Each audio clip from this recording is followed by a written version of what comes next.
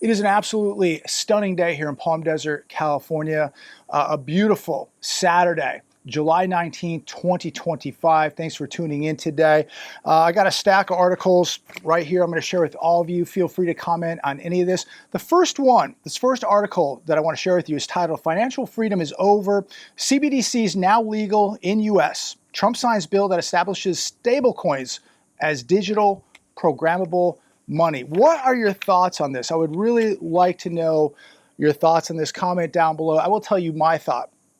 I don't like this one bit. I think that this is going to jeopardize a lot of financial freedom for the average American. Stablecoins are privatized CBDCs, ladies and gentlemen. This paves the way for full-blown tokenization of everything. They're going to know every cent you spend, where you spend it, what you spent it on, when you spent it. They're going to know everything about you. They know so much about you already, but this just takes it to the next level. And it just puts us one step closer to the end times, right? Where we're going to have this one world currency. You're going to have it, or you won't be able to buy and sell. I don't like it. I really, really don't like it. But I want to know your thoughts on it. Comment down below. Americans have yet to realize the financial ecosphere has changed forever as the world enters a new age with this type of system. You know, with cash, you can use it. You can tip the babysitter. You can tip the person detailing your car, washing your car. You can go to the store, pay cash for something. It's a lot less invasive, right? They don't really know what you're doing. And I just like that freedom and that privacy. And we have been conditioned now for many, many years. We're using digital money now. Everybody uses a credit card or a debit card. And so we've been conditioned for many, many years. So this transition is going to be extremely easy. And lots of people are looking forward to it. Anything to make their life a little bit more convenient. But they forget or don't realize the amount of freedom that they're going to give up for this. So they want to get rid of cash.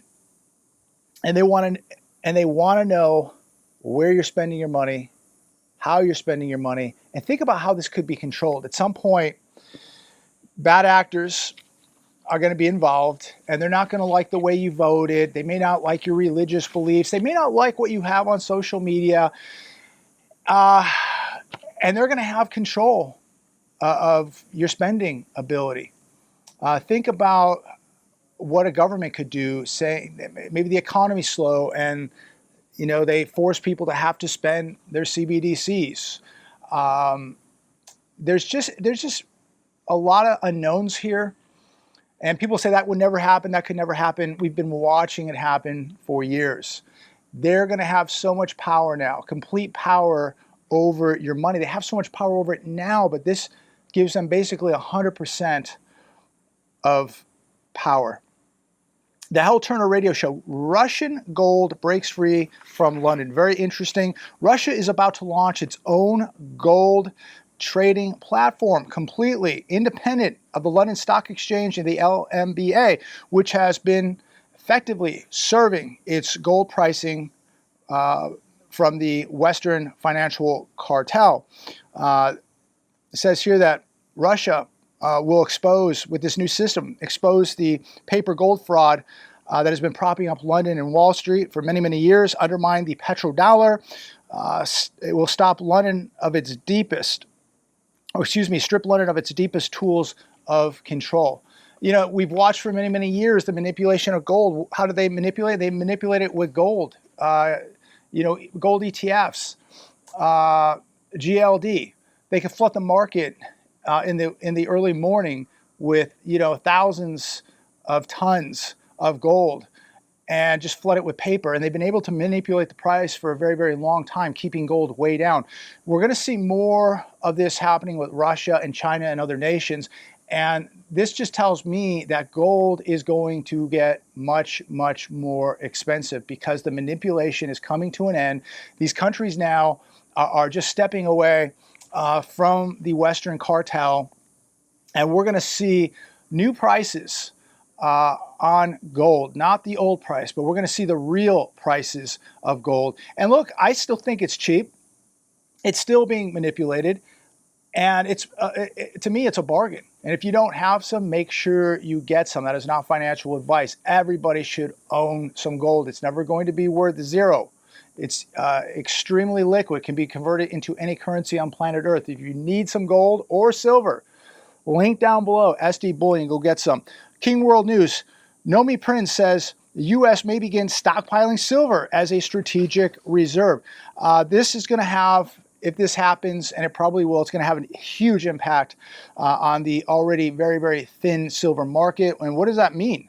It means prices are going to go way up. This stuff right now, in my humble opinion, is on sale. And as prices go up and you have this very, very thin market, and you're going to see more AI, more tech getting involved in the silver market, premiums go up, you're going to see shortages, and that means prices go up. And I think it's going to be a time that it's going to be very, very difficult to get silver. And prices will go up, premiums will go up, and it's going to be a much, much more rare metal in the years to come. Metals are going higher as people figure out what's happening to our monetary system, what's happening with inflation, what's happening with AI and tech, and the need for metals like silver. This stuff is going to get much more expensive. Here's another one today. Mass layoffs continue across freight-related companies in the U.S. This is from FreightWaves. Over the past several weeks, there have been 4,137 job cuts announced. We don't really hear much about this. I watch some of these financial channels in the morning, and nobody really talks about this. And I have to ask all of you, if the economy is doing so well, how come we're losing jobs, these freight-related type jobs in these freight companies, truck driving, warehousing, things like that? And there's so many warehouses out here in Riverside County, San Bernardino County, that are just empty. 4 lease signs, massive buildings, 800,000+ square feet, empty. Why are they sitting empty if the economy is doing so well? Why are they not filled with products? Truck maker plans to lay off 2,000 workers in Mexico. Daimler is announcing this, and they're blaming it on slowing demand. Shouldn't demand be picking up? As we're being told the economy is picking up, that this is an incredible economy. There have been 9,000 layoffs in this sector. So not looking good if you're in the trucking sector. FedEx to terminate nearly 500 jobs, closed 2 facilities, also on FreightWaves.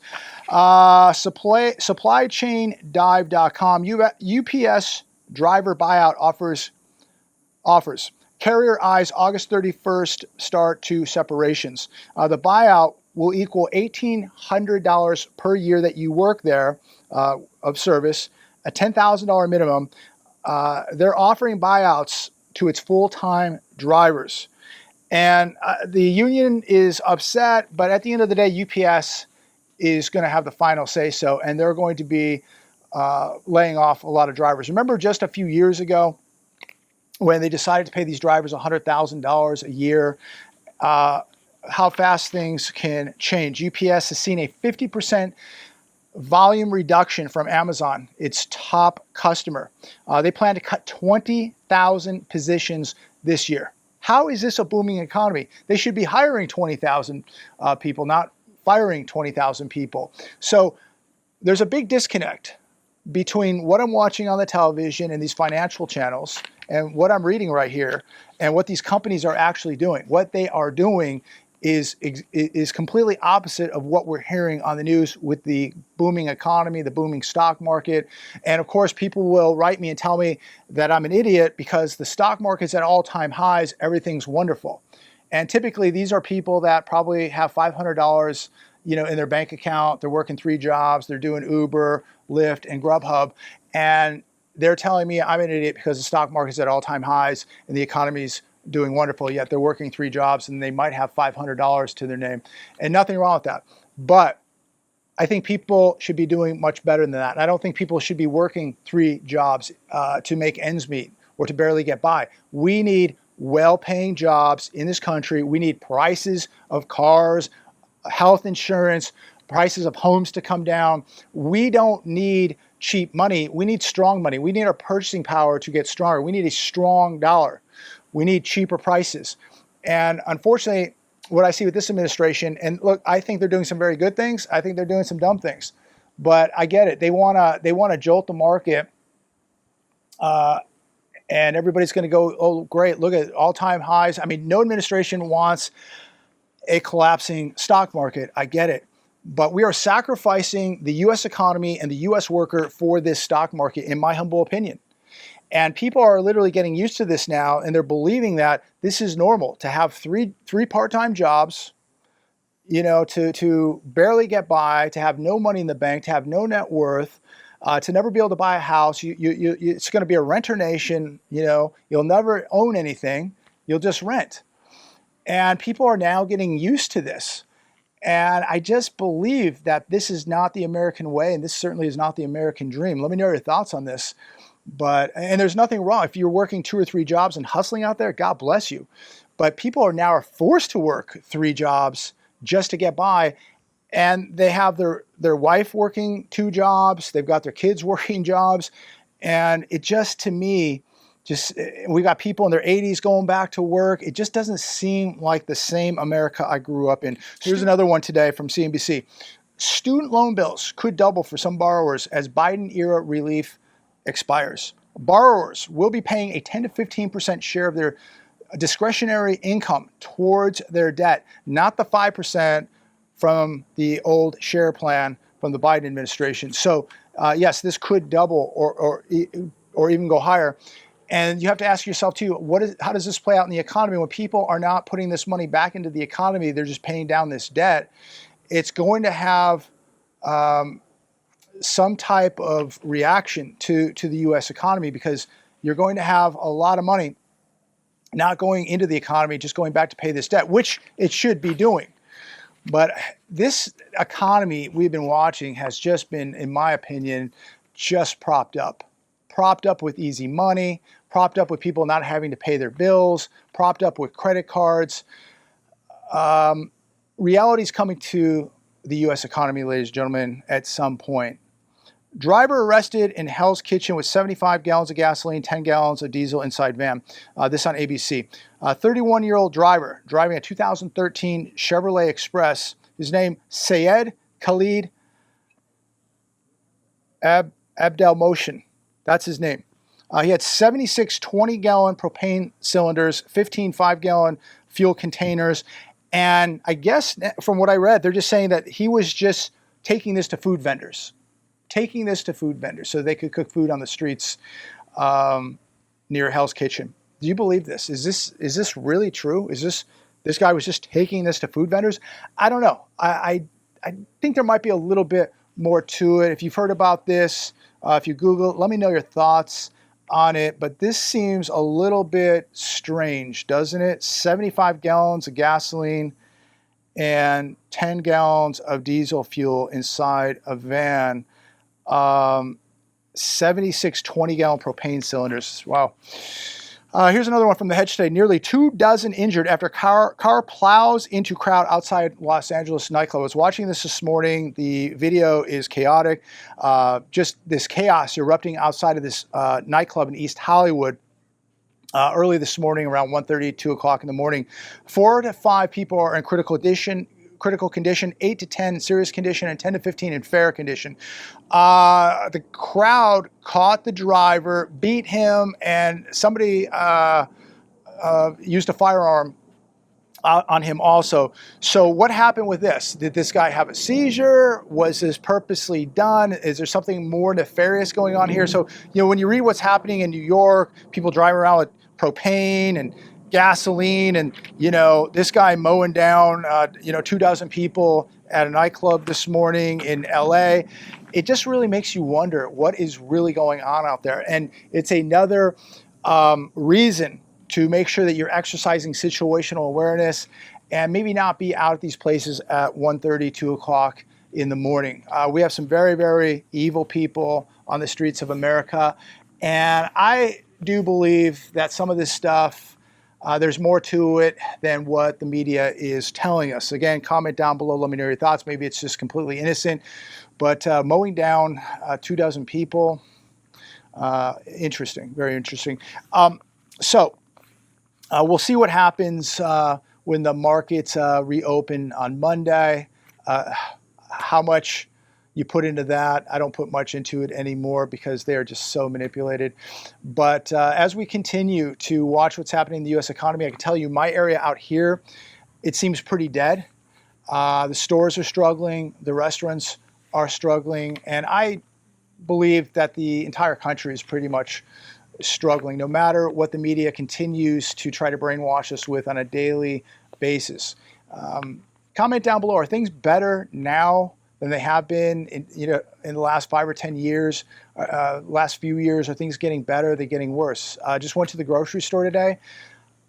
Just bought some tea, a couple snacks, some bread, a few other items. $120 for a few bags of food. Just really nothing. $120, just like that. $14 for a pound and a half of bacon today, ladies and gentlemen. Unbelievable. Costco, just at Costco a couple nights ago, and they had New Yorks that used to be $9.99. Then they went to $14.99. Now they're $15.99. $15.99 now from $9.99. Just $9.99 about 2 years ago. Huge increase. Meat prices, seafood, poultry, through the roof. We're getting close out here now in my area. The cheapest gas, AM, PM, right at $3.79 a gallon. We'll be back to $4 for the cheap stuff at AM, PM very, very soon. So prices to me aren't really going down. They continue to stay elevated or continue to go up. What are you seeing in your area? Be curious to know. Anything you want to comment on, please do. You have my permission to share these videos anywhere you want. Blast them all over your social media. If you haven't subscribed, make sure that you check that you're still subscribed. If you're not subscribed, make sure you subscribe. Hit the bell notification down below. You'll be alerted when the newest videos drop. But that would help the channel, continue to help get the message out there. I want to thank everybody for all their prayers, all their positivity, all the support. None of this is possible without you. Have a blessed weekend. God bless every one of you. And as usual, talk to all of you very, very soon.